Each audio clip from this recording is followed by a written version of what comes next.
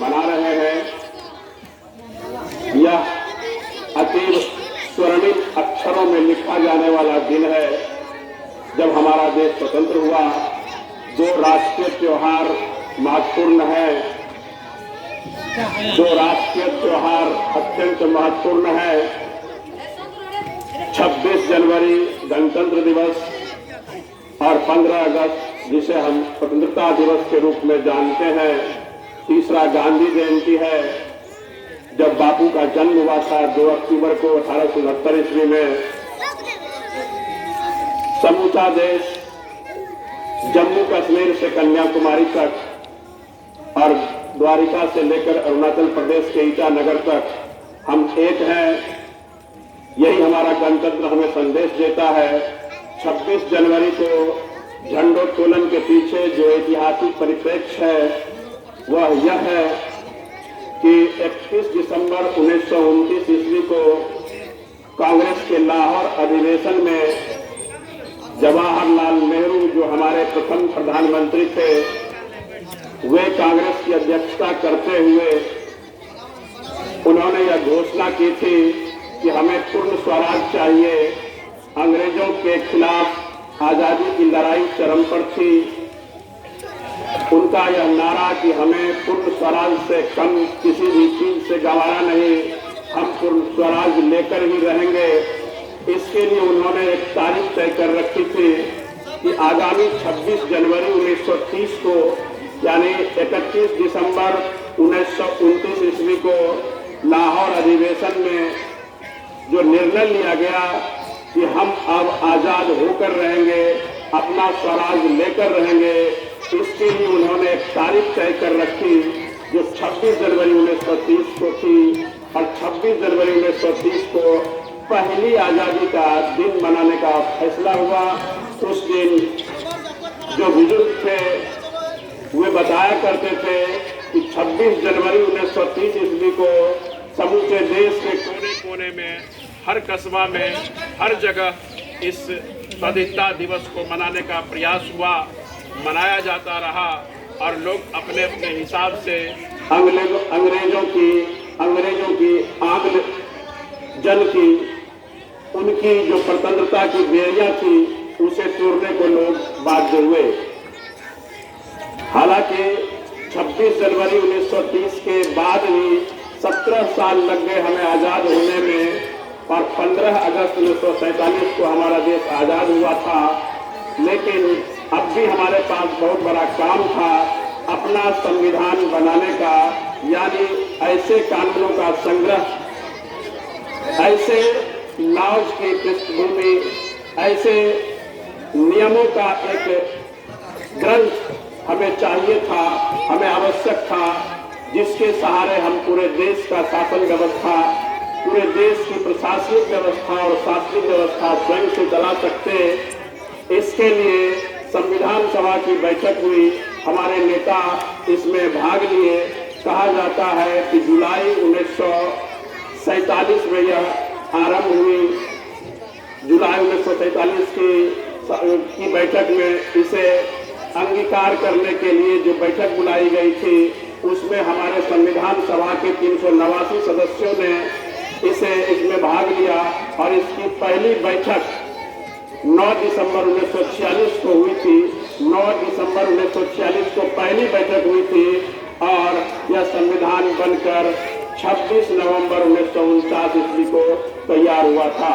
हम उसी दिन इस संविधान को स्वीकार किए, अंगीकार किए, अधिनियमित किए, आत्मार्पित किए और जब 26 नवंबर 1949 ईस्वी को हमारा संविधान बनकर तैयार हुआ, हमने इसे स्वीकार कर लिया, तो अगले ही दिसंबर के बाद जनवरी महीने की 26 तारीख को इसे समूचे देश में लागू करने की घोषणा कर दी गई और 26 जनवरी 1950 से भारत में हमारा संविधान, नया संविधान, सबसे बड़ा संविधान और पूरे विश्व के विभिन्न देशों से मुख्य बिंदुओं को लिया गया संविधान लागू किया गया।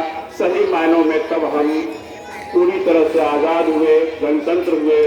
गणतंत्र जैसा कि शब्द से ही हम समझते हैं, गण का अर्थ होता है समूह, समूह का अर्थ होता है कि मास मतलब सबको मिला करके, तो सबों का तंत्र है एक ऐसी प्रणाली, एक ऐसा सिस्टम जो सबों के द्वारा चलाया जाए, यानी पूरे देश की व्यवस्था, पूरे देश के शासन की व्यवस्था हमारे सभी जनता के हाथ में है।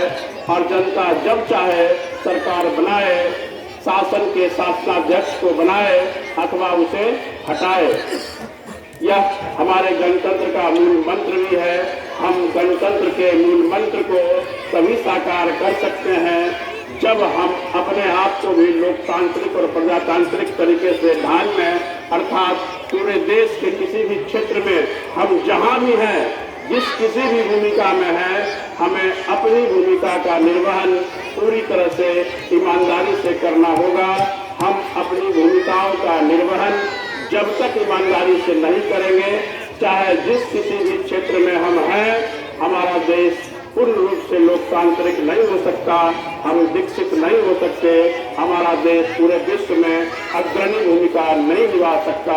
इसलिए मेरा आप सबों से भी अनुरोध है, आप सबों से भी आग्रह है, निवेदन है कि जो जहां भी जिस भूमिका में है, अपनी अपनी भूमिकाओं का निर्वहन, अपनी अपनी भूमिकाओं का संपादन पूरी तरह से ईमानदारी पूर्वक करें। मैं शिक्षक हूँ तो मुझे शिक्षक की भूमिका याद होनी चाहिए, हमें हमेशा इसकी समझ होनी चाहिए।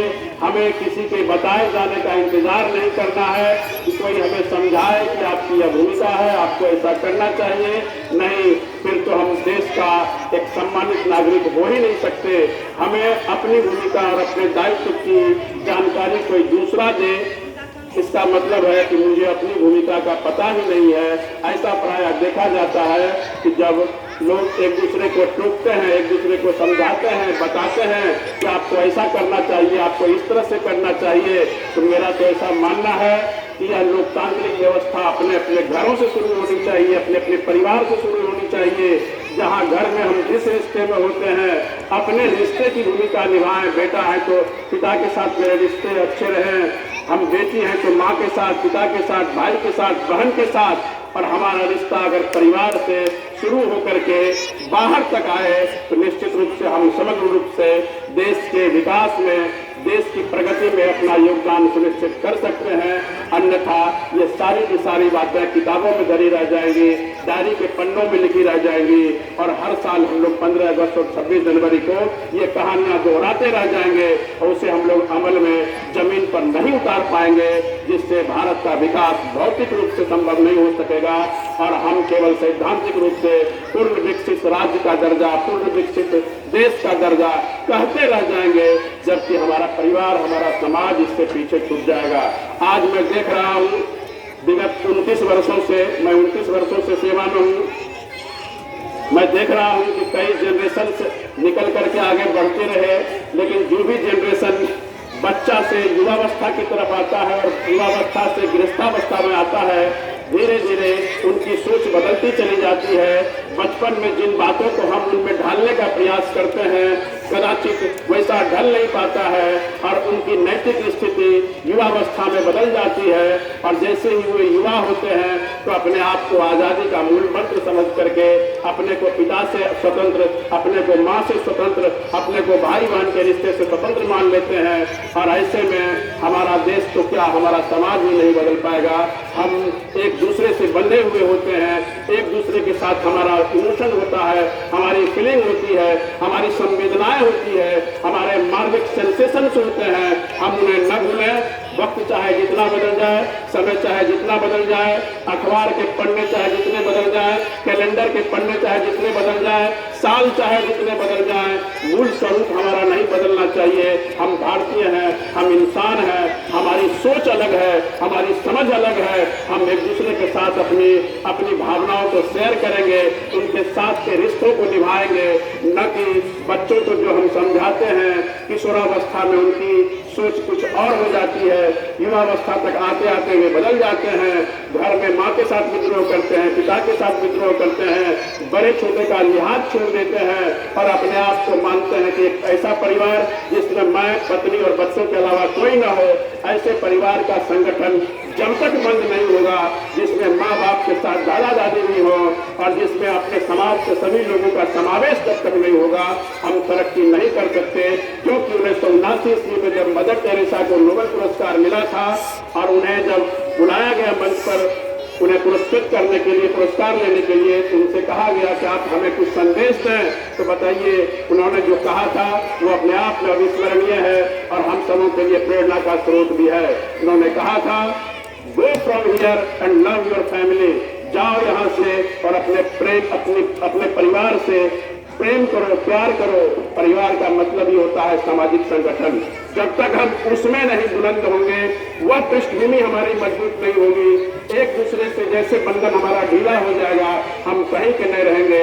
एक बड़े वृक्ष से टूटा हुआ, टूटी हुई उसकी डाल भी, टूटी हुई उसकी शाख भी बेकार हो जाती है, जिसका कोई महत्व नहीं रहता है। तो हम एक सामाजिक परिवेश में, सामाजिक संगठन में पारिवारिक दायित्वों को समझते हुए, सरकारी कर्मी होने के नाते सरकारी दायित्व को समझते हुए, या जहां भी जिस भूमिका में भी हम हैं, अपने दायित्व को हम समझें और उस दायित्व को पूरा करने के लिए प्राणपण से लगे रहें। तभी हमारा देश, एक छोटी सी भूमिका हमारी यहाँ होगी और एक बड़ा सा कदम वहां उठेगा जो समग्र रूप से हमारे भारत की तरक्की में हमारा साथ देगा, हमारा सहयोग करेगा और विश्व भर में हमारा नाम संभव हो सकेगा।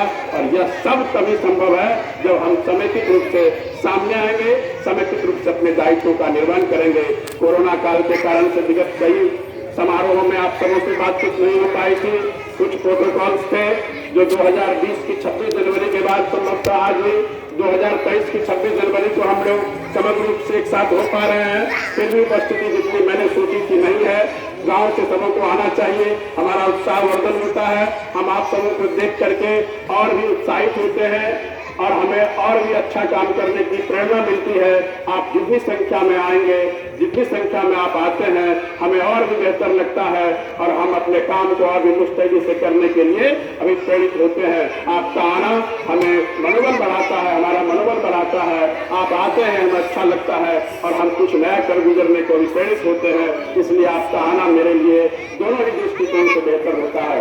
मैं आपसे यह निवेदन करूंगा कि जब भी ऐसे अवसर आए, आप निश्चित रूप से हमारे सामने आए और हमारा उत्साह वर्धन करें। 2020 का 15 अगस्त हम साथ नहीं हो पाए कोरोना के कारण से, 2021 की 26 जनवरी भी, 2021 का 15 अगस्त भी और 2022 की 26 जनवरी भी, और तो और 2022 का 15 अगस्त जब हम सब एक साथ होने को हो रहे थे, वर्षा ऐसी हुई कि उस वक्त भी हम एक दूसरे से आपस में बात नहीं कर सके।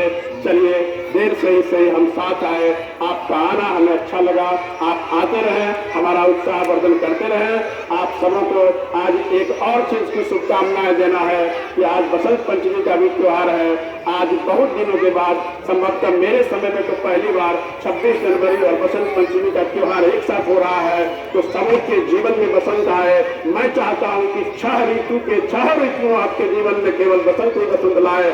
आप तरक्की पे पाए, आप खूब उत्साह से निर्माण रहे, सबके जीवन में हरियाली आए, सभी खुशी से हमेशा सदाबहार रहे। इन्हीं शुभकामनाओं के साथ आप सबों को 26 जनवरी गणतंत्र दिवस और बसंत पंचमी की शुभकामनाएं देता हूं, बधाई देता हूं। बहुत बहुत धन्यवाद।